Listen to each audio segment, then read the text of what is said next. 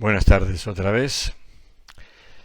En mi segunda charla me voy a centrar sobre un tema práctico de gran utilidad en nefrología, como son los objetivos de control, lo que normalmente llamamos targets de metabolismo óseo y mineral, en este caso concentrándonos en hemodiálisis, y vamos a ver también en este caso la utilidad y las limitaciones de los mismos. La forma que voy a dividir la charla es la siguiente. Voy a tratar de responder a tres preguntas. La primera es si estos targets de SECA-DMBD, que son los rangos que tratamos de mantener con los parámetros bioclínicos, son útiles en la práctica y si conocemos bien en qué se basan y en qué han cambiado. En la segunda veremos qué evidencias tenemos que si cumplimos esos targets obtenemos beneficios tangibles, ya sea en salud o en supervivencia.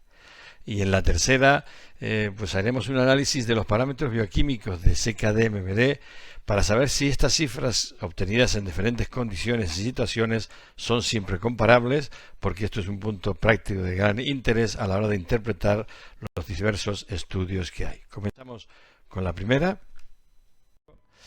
Esta curva, que tiene muchísimos años, más de 20, demuestra claramente la mortalidad en población normal y mortalidad en población en diálisis desde los 25 o 30 años hasta los 85 años.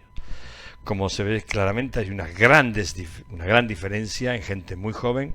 Esta diferencia va disminuyendo con el tiempo, pero en esta gente joven, un paciente de una media de 30 años, pues tiene una mortalidad muy similar al de uno de 80, es decir, es realmente una gran diferencia. Pero estas diferencias van disminuyendo, volveré sobre esta diapositiva al final de la charla. Siempre hemos pensado que las principales razones de esta gran diferencia, hay muchas, pero dos centrales son las alteraciones cardiovasculares y las alteraciones de SECA-DMBD. Tratamos de corregir ambas. Ahora nos vamos a centrar en estas y siempre nos preguntamos si controlando estos parámetros podríamos mejorar este escenario tan negativo, es decir, si implementando targets, límites, podemos mejorar esta situación. Bueno, ¿cuáles han sido históricamente los targets bioquímicos? Hasta los años 90 no se tenían targets para calcio, fósforo y PTH, habían sugerencias. Existía una gran tolerancia a los parámetros bioquímicos, como se sabía que el fósforo subía en la enfermedad renal crónica y sobre todo ya en diálisis, se permitían fósforos muy elevados, calcios séricos muy elevados, los que hoy serían claramente en rango hipercalcémico, y PTHs quizás más similares a las que hoy conocemos. En los años 1999-2000 aparecen las primeras guías, en el 99 las españolas, en el 2000 las europeas. Yo tuve el honor de coordinar a ambas, pero realmente las que se hicieron más populares fueron las americanas y las globales de KDIGO. Ambas sugieren targets, pero realmente, pues, ¿cómo se originaron? ¿De dónde vienen los targets que sugieren los KIDOQI y las KDIGO? Bueno, pues las primeras, las KIDOQI, las primeras que salieron, eran fundamentalmente, hablamos de fósforo y de calcio, basado en pequeños estudios, en opinión de expertos, pero sin embargo los datos de PTH eran bastante más sólidos porque estaban basados en dos estudios que se centraban en el recambio óseo de biopsias que se hicieron en una época en la que prácticamente no se utilizaba vitamina D y por supuesto no existían los calcimiméticos. Estos dos estudios de biopsias son uno de Seattle y el otro de Tenerife, de España. Bueno, pues posteriormente, en el 2009, se revisó todo, se intentó ver si podíamos cambiar esto y se vio que los valores que teníamos de fósforo y calcio pues estaban basados en muy poca evidencia y se dijo que pues solamente que habría que intentar que fueran lo más cercano que se pudiese a los valores normales. Se fue muy light en este sentido. Y con la PTH pues fue muy polémico porque los valores que se dijeron fueron muy distintos a los que conocíamos de la KIDOQI. pero es que estaban basados en otra cosa, es decir, se consideró, en ese momento ya había vitamina D, ya no, en los estudios que se habían publicado en esos años no había ninguna correlación entre el bone turnover y realmente los valores de PTH, y se basaron estos rangos en riesgo relativo de mortalidad, es decir, por debajo de KPTH y por encima, arriba de KPTH variaba el riesgo relativo de mortalidad. ¿Han variado estos targets en las actualizaciones de KDIGO de 2017? Bueno, prácticamente no, han variado muy pocas cosas, 12 variaron, realmente con fósforo y calcio muy poca variación, es decir, es un poco más semántico de terminología, y las grandes variaciones del fósforo estuvieron en que se hicieron ver, o sea, se ve claramente que cuidado, que no es el fósforo de la dieta, que sí también lo es, pero el de los aditivos, que prácticamente lo habíamos ignorado en las recomendaciones hasta entonces.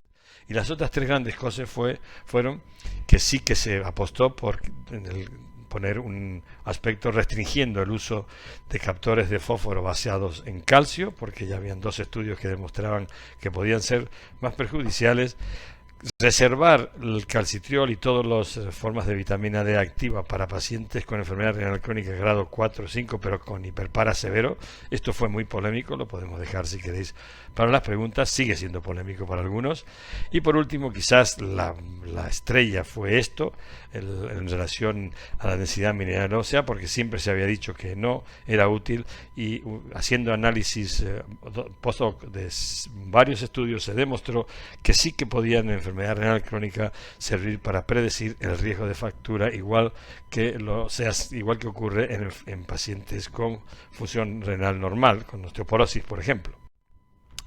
En resumen, las guías en CKD, MBD han colaborado en alcanzar targets. Bueno, primero han sido un poco las variaciones un poco tímidas, digamos, si uno mira en los estudios del DOPS, en la fase 1, 2 y 3, estas últimas 2 son post-doqui, ve claramente que en 12 años de estudio, bueno, pues sí, el fósforo sérico, cogiendo un ejemplo nada más, disminuyó a lo largo de 12 años en la suma de las 3 fases entre 0,5 y 0,6 miligramos, es decir, que se bajó medio miligramo el fósforo con un esfuerzo, digamos, basado en las guías.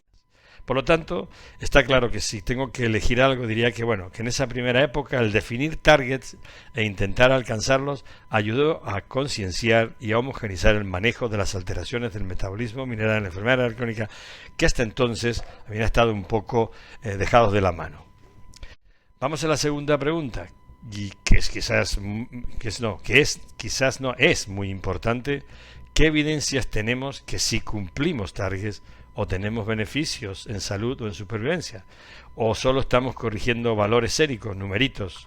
¿Estamos aportando algo más? Esto es muy importante porque realmente ensayos clínicos de no dar captores y dar captores no se van a hacer, y la evidencia que hay aquí pues es escasísima, es mucho basado en experimental y en estudios de asociación que a veces no son lo suficientemente sólidos.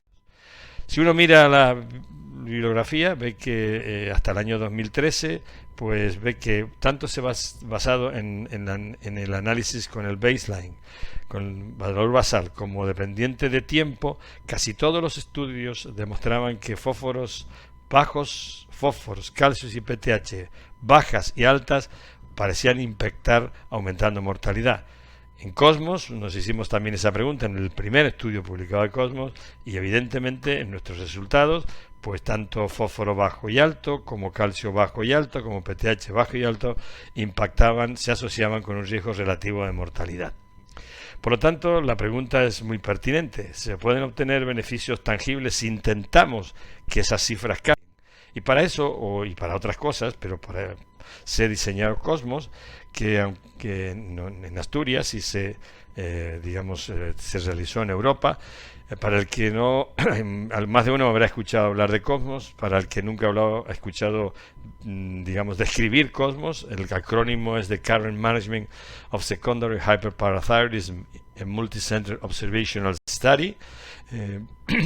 Es un estudio que es abierto, no intervencionista, observacional, pero prospectivo, con 3 años de seguimiento, que si sumamos el periodo de inclusión, duró 5 años, centrado en 20 países de Europa, en el que se reclutaron prácticamente 7.000 pacientes en diálisis, 4.500 en la cohorte de control y 2.297 que fueron los pacientes de reemplazo, porque en el Cosmos se empezó con 4.500 pacientes y a los 3 años se acabó con 4.500, es decir, que todos los que fallecían, se trasplantaban o se trasladaban de centro, se reemplazaban por un paciente de ese mismo centro con menos de un año en diálisis.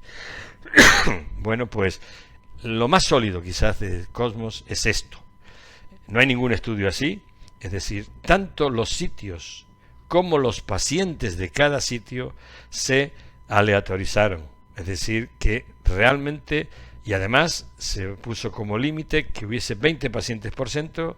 Todos los centros incluyeron entre 19 y 21 pacientes para que no hubiese una sobrerepresentación de los centros que a lo mejor les gusta mucho más el metabolismo óseo y mineral y cuidan mucho más esos aspectos, que a lo mejor podrían haber incluido 50, 60 pacientes. No, pues todos tenían un límite de inclusión. Pues cuanto mayor el país, mayor el número de pacientes en hemodiálisis, eso es lógico. Alemania puso 73 centros, Eslovenia, que es la más pequeñita, 2 centros. Y otra cosa importante, cuanto mayor densidad de población, pues tendrían que haber más pacientes en diálisis. Esta es la densidad de población en Europa, esta es la distribución de centros Cosmos en Europa, y si lo pasamos esto a densidad de pacientes, vemos que es exactamente igual a la densidad de población, o sea que Cosmos es un estudio que representa a la población europea en diálisis. En Cosmos se estudiaron 304 ítems que vienen de dos formularios, uno específico de paciente con 27 variables y uno específico de centro con 15 variables, que se obtuvieron a lo largo de los 3 años. En resumen, los que tenían estos dos formularios para rellenar, todo online, no hubo papel, era datos demográficos, datos de información clínica general, datos de marcadores bioquímicos de CKD, MBD y de tratamiento, que se obtuvieron mensualmente, pero luego se recopilaron en valores de cada 6 meses. Por lo tanto, Cosmos es un estudio que en algunos de los casos de las publicaciones lo hemos analizado como un estudio de 3 años de seguimiento, y en otros nos hemos beneficiado de que podemos considerarlo como 6 estudios consecutivos de 6 meses, porque tenemos todo controlado. Si hacemos un cambio en este periodo, pues aquí podemos ver qué impacto tuvo. Si hacemos un cambio en este periodo, qué impacto tuvo aquí, y así sucesivamente, multiplicando el número de observaciones, intentando remediar al máximo lo que ocurre en un estudio clínico controlado, o sea, un ensayo clínico. En Cosmos se utilizaron siempre las mismas variables. El modelo 1 eran las variables demográficas y comorbilidades, 10.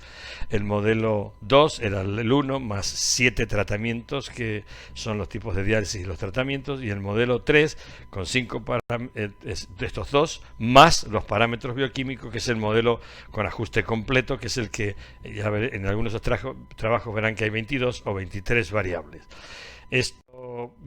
Teniendo esto, nos planteamos 2 objetivos. El primero, con estos datos, con el de Cosmos, podemos obtener valores séricos de fósforo, calcio y PTH en los que observemos el menor riesgo de mortalidad. Es decir, podemos conocer cuál es el fósforo sérico en el que se observa la menor mortalidad en nuestra población, y así sucesivamente con calcio, PTH, etcétera. Primer objetivo. Y segundo, una vez que tenemos este punto de menor mortalidad, podemos utilizar este punto para establecer rangos, así como Kidoki o Cadigo establecieron rangos, los rangos de Cosmos en nuestra población. Vamos a funcionar en estos dos. ¿Cómo lo podemos hacer? Bueno, creemos que es simple, y se siguió esta estrategia, es decir, se obtiene el punto de menor mortalidad para estos 3 parámetros, y luego, permitiendo un hazard ratio de 10%, obtenemos un target, es decir, la zona de seguridad, de confianza, donde nos vamos a mover en los 3 parámetros para tener la menor mortalidad. Para el fósforo salió en 4,4 y quiero mostrarles que estas curvas son curvas penalizadas que tienen ventajas, pues sí, porque el modelo, el programa las diseña solas y vemos claramente cómo es la curva y cómo se distribuyen todos estos pacientes que están aquí. Es decir, vemos aquí que la curva es empinada hacia el fósforo bajo y es mucho más amplia y dispersa para fósforos que se elevan. Ya veréis, y bueno, recordar el 4,4 menor mortalidad. El calcio 8,8 menor mortalidad, pero mirar que la curva aquí es totalmente diferente. Aquí es donde es mucho más suave y sin embargo hacia el lado de la hipercalcemia es donde es más empinada. Y aquí pues vemos para PTH que en este caso las pendientes de la curva son mucho más suaves y tenemos que el punto de menor mortalidad son prácticamente 400 picogramos por mililitro. Pues ya tenemos el punto de menor mortalidad y aplicando el 10% también tenemos los rangos. Es decir, el rango para el fósforo sería de 3,6 a 5,2, para el calcio de 7,9 a 9,5 y para la PTH de 168 a 674. Veamos dónde encajan estos rangos con los que teníamos antes. Bueno, pues encajan así. En el fósforo se parece mucho al del Kidoki. El calcio también se parece a los dos anteriores, pero es el más bajo de todos. Ya podríamos esto verlo en discusión. Probablemente los calcimiméticos tengan algo que ver aquí, porque ya al final de Cosmos pues había casi un 20% de la población con calcimiméticos. Y aquí en PTH vean que son bastante parecidos a las de KDIGO. ¿Y es por qué? Bueno, porque ambos, las de KDIGO y las de Cosmos, se basan en el riesgo relativo de mortalidad, que no era, como les dije antes, lo que se basaba KDIGO. Ya tenemos esto, pues tenemos también los porcentajes, es decir, vemos que en rango óptimo con el fósforo solo tengo al 40% de la población, con el calcio tengo al 70% y con la PTH el 50%. Entonces tengo pacientes por encima del rango y por debajo del rango con sus porcentajes.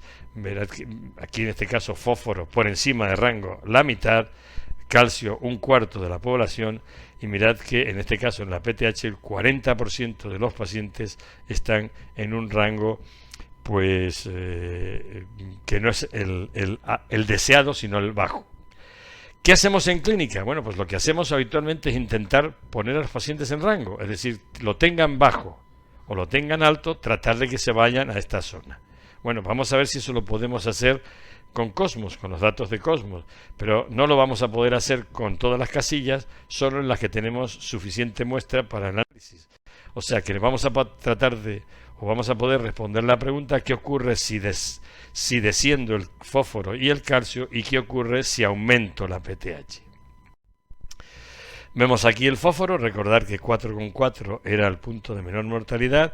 ¿Qué ocurre si intento llegar a ese punto con las distintas estrategias que hay? Vemos que partiendo de valores medios de 6,5, con pacientes con más de 5,2, que era el límite alto del rango, pues obtenemos, cuando hay reducciones de 1,1 miligramo, una reducción del riesgo relativo de mortalidad del 12%. Si vamos al calcio, para tratar de llegar a 8,8, vemos lo mismo, es decir, con descensos de calcio de 0,7 obtengo una reducción del riesgo relativo de mortalidad de 8%, partiendo de un valor medio de calcio de 10, o sea que es elevado. Y por último, con respecto a PTH, con PTH de 400, pues donde de menor mortalidad, vemos que partiendo de PTH de cerca de 90, si aumentamos a 200, o sea 290, hacia 300, que es lo que se considera hoy día más o menos el sitio donde debería el punto central, pues lograríamos un 31% de descenso del riesgo relativo de mortalidad. Yo podría aquí decir, bueno, no, pues yo prefiero pues aumentar solo 100. Bueno, pues tendría entonces una reducción probablemente del riesgo relativo de 20 y pico % y así sucesivamente. Por lo tanto, tratando de contestar en esta pregunta, en Cosmos, y por primera vez, esto es importante, imitando al máximo lo que ocurre en un estudio clínico controlado, se observó que la corrección de estos principales parámetros séricos se asoció con una reducción del riesgo relativo de mortalidad. Es decir, no solo estamos controlando números. Pasemos ahora a la tercera pregunta. Y es el ver, pues, si, dado que estas cifras se obtienen en diferentes condiciones, pues si son siempre comparables. Pues se obtiene en turno mañana, turno tarde, turno noche, mitad de semana, fin de semana. Desgraciadamente en Cosmos no podemos analizar lo de turno mañana, tarde y noche porque no se recogió esto, pero sí podemos analizar si hay influencia de la analítica sacada en mitad de semana y fin de semana en los parámetros de CKD-MBD. Y también vamos a mostrar datos. Todo lo que les voy a mostrar, excepto esto de diabéticos y no diabéticos, lo hemos publicado. Lo de no diabéticos y diabéticos estamos en vías de publicación. Y vamos a ver en esta parte de la charla estos resultados. La analítica mitad de semana y fin de semana, pues se demostró que de los 227 centros, más o menos cercanos a la mitad, un poco más, 55%, sacaban fin de semana, o sea, después de 3 días de diálisis, y el 45% en mitad de semana después de 2 días de diálisis.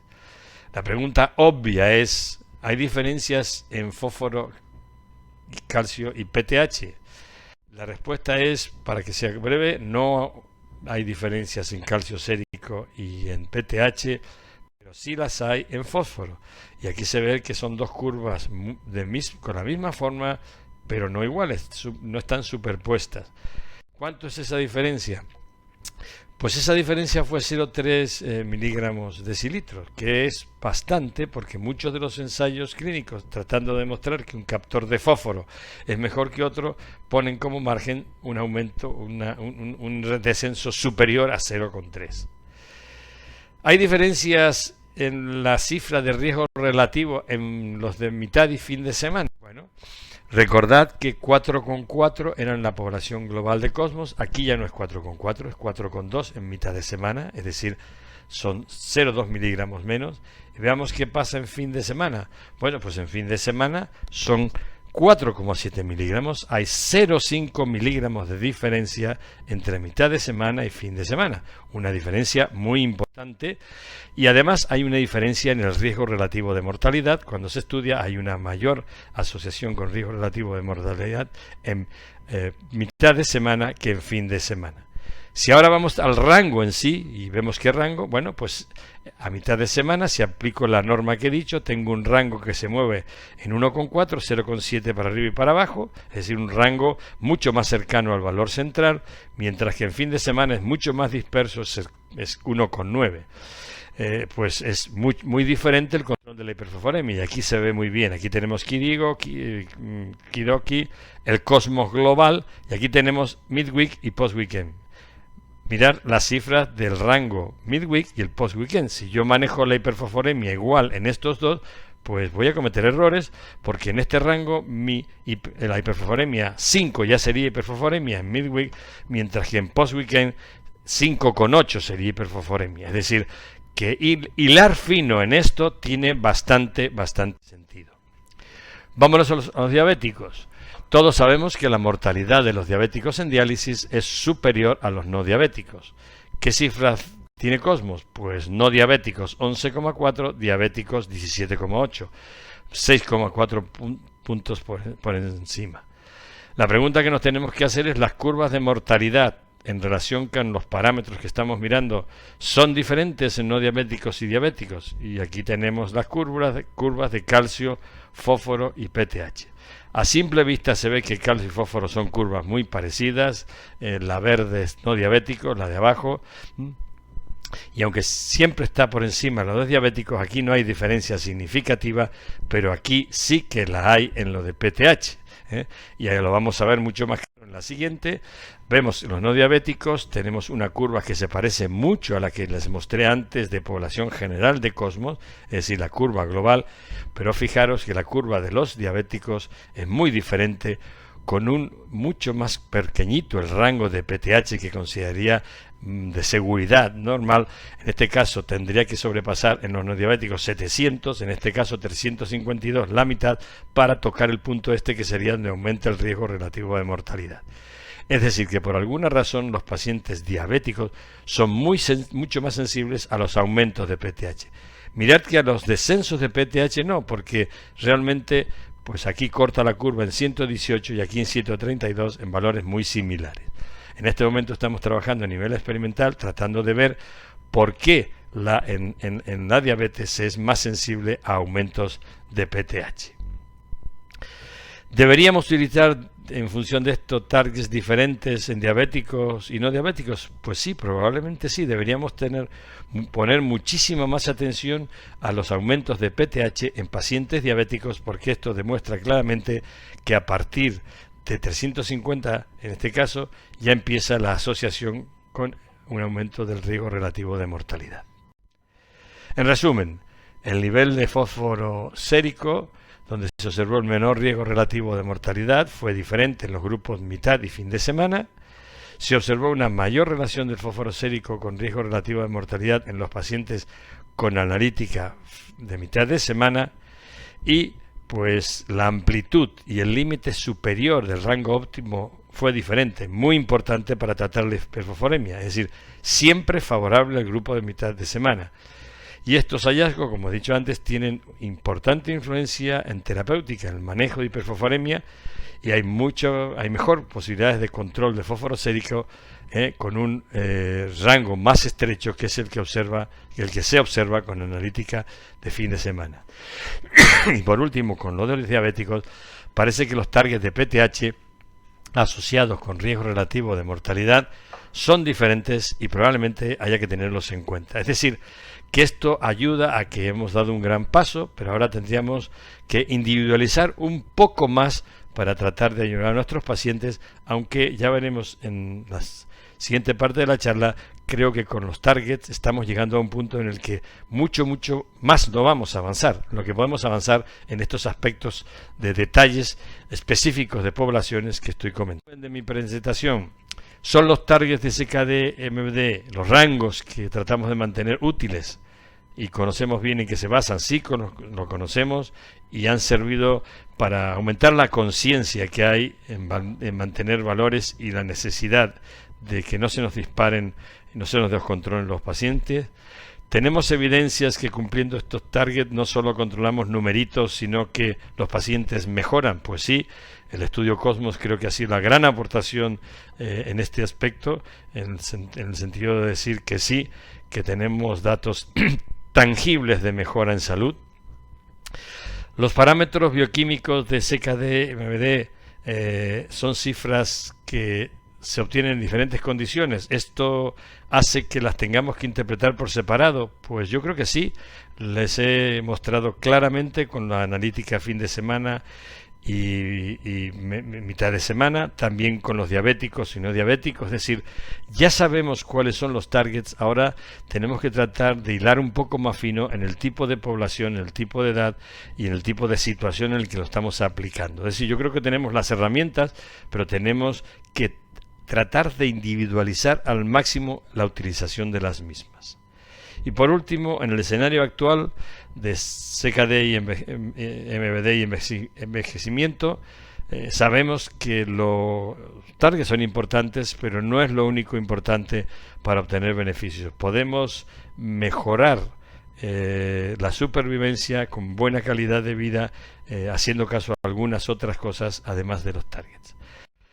Como he hablado mucho de Cosmos, quiero finalizar agradeciendo a los 227 centros que participaron de los 20 países, a los coordinadores de los 20 países y a todos los que me hayan ayudado a sacar este proyecto adelante, especialmente a José Luis Fernández Martín, que es mi brazo derecho o ha sido y sigue siendo mi brazo derecho en el análisis del estudio Cosmos. Muchas gracias por su atención.